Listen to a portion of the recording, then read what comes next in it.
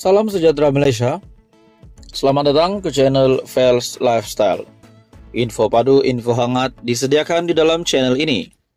Dalam satu artikel berita yang pasti mendukacitakan, satu berita yang pasti mengejutkan ramai, menggemparkan ramai dengan pemergian salah satu lagi pemimpin yang berjasa di Malaysia. Ini pasti menjadi satu pemergian yang mengejutkan ramai. Dalam sebuah artikel berita daripada bharian.com.my, pengasas Westport Tan Sri G. Gnalingam meninggal dunia. Pengasas dan pengerusi Eksekutif Westport Holdings Berhad Tan Sri G. berumur 78 tahun meninggal dunia hari ini. Artikel berita pada Julai 11. Mendiang mengasaskan syarikat pengendali pelabuhan itu bersama Ahmayuddin Ahmad selepas mendapat konsesi pada 1994. Westport memperoleh konsesi selama 60 tahun untuk mengendali dan memperbesarkan terminal kontena di Pulau Indah dan Pelabuhan Klang yang akan berakhir pada tahun 2054. Ia adalah salah satu daripada 3 pelabuhan utama di Selat Melaka yang mengendalikan gerbang kargo kontena penghantaran.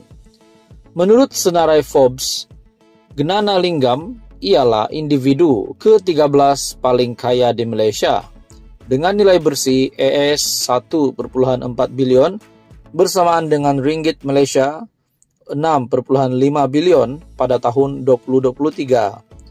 Anak lelakinya, Datuk Ruben Emir Gnanalingam Abdullah, kini ialah pengarah urusan Westport, manakala anak perempuannya, Shahlin, ialah pengarah bukan bebas, bukan eksekutif.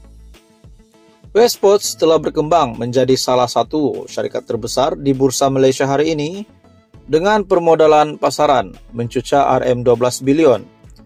Gnanalingam memulakan kerjayanya bersama British American Tobacco BAT pada 1968 sebagai wakil jualan dan kemudiannya dinaikkan pangkat sebagai pengarah pemasaran kumpulan pada 1980.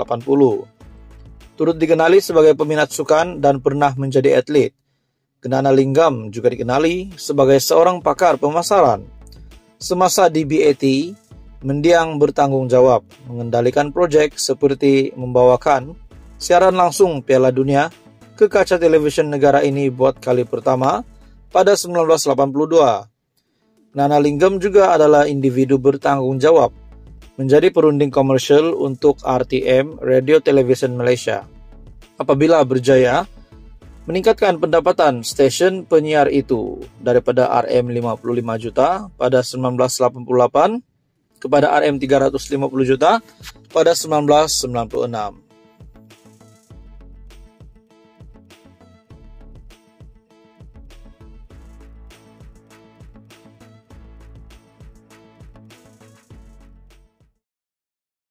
Sejahtera Malaysia, selamat datang ke channel Fels Lifestyle. Tuan-tuan dan puan-puan yang dihormati sekalian, dalam sebuah artikel berita daripada BH Online, kita bentang karpet merah dari lapangan terbang sampai ke hotel jika benar ada individu mahu melabur RM500 bilion di Langkawi. Dalam satu topik berita yang panas ini, Tengku Zafrul sebagai Menteri Perdagangan Antarabangsa dan Industri berkata jika dakwaan bekas ahli Parlimen Langkawi itu benar, ia bakal mencipta sejarah dan rekod baharu buat Malaysia. Bekas Perdana Menteri Tun Dr. Mahathir Mohamad perlu mendedahkan butiran pelabur yang didakwanya mahu melabur sehingga RM500 bilion di Langkawi. Anda tahu tak, dalam sejarah pelaburan, jumlah pelaburan diluluskan tertinggi ialah RM309 bilion setahun. Sejak Malaysia merdeka sampai sekarang, tak pernah ada pelaburan tinggi sampai RM500 bilion. Masa Dr. Mahathir jadi Perdana Menteri, tak pernah ada pelaburan diluluskan setinggi itu. Kena ingat juga, RM309 bilion ini adalah jumlah keseluruhan pelaburan yang dihimpunkan dari pelbagai sumber, bukan dari satu pelabur saja, dan pelaburan ini adalah untuk seluruh Malaysia dan bukan hanya di satu lokasi. Jika betul ada satu pelabur sanggup labur sampai RM500 bilion di Langkawi saja, ini bakal jadi rekod baru di Malaysia. Katanya dalam satu penjelasan menerusi video di Facebook beliau. Sebagai menteri yang menjaga pelaburan, Tengku Zafrul berkata, andai benar dakwaan pelabur ini wujud, kerajaan akan mempermudahkan kemasukan pelaburan ini. Saya tak kisah siapa yang membawa masuk pelaburan itu, sama ada Dr. Mahathir, kerajaan atau pembangkang. Sebab kalau ada pelaburan masuk, yang terima manfaat adalah rakyat. Jadi, saya nak minta jasa baik Dr. Mahathir kongsi butiran pelabur ini. Sedangkan pelabur nak melabur juta-juta pun kita sambut dengan tangan terbuka.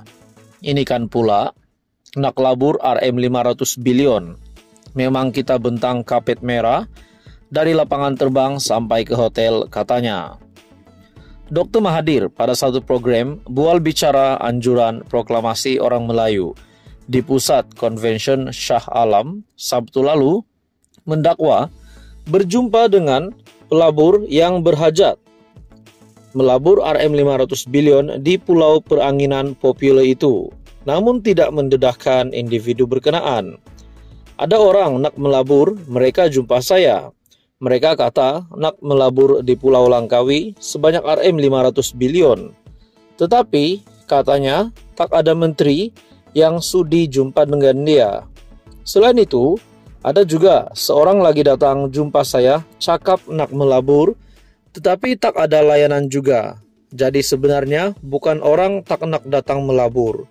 Orang nak, tetapi kerana tak ada layanan, mereka pergi ke Indonesia, Vietnam dan Filipina, dakwa Dr. Mahathir, seperti dipetik dalam laporan media. Tuan-tuan dan puan-puan, persoalannya apakah yang dinyatakan Dr. Mahathir ini adalah satu perkara yang benar atau hanya rekaan semata-mata untuk mengubah pandangan rakyat ataupun netizen kepada kerajaan, kepada barisan kepimpinan menteri-menteri di dalam kabinet kerajaan perpaduan. Namun, itu semua menjadi persoalan.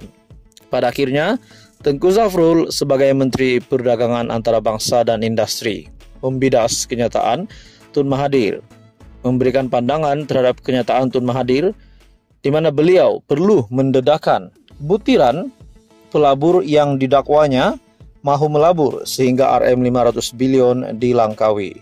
Tuan-tuan dan puan-puan, teruskan bersama di dalam channel ini untuk info yang seterusnya. Mohon bantu channel ini dengan menekan butang like, share, dan subscribe.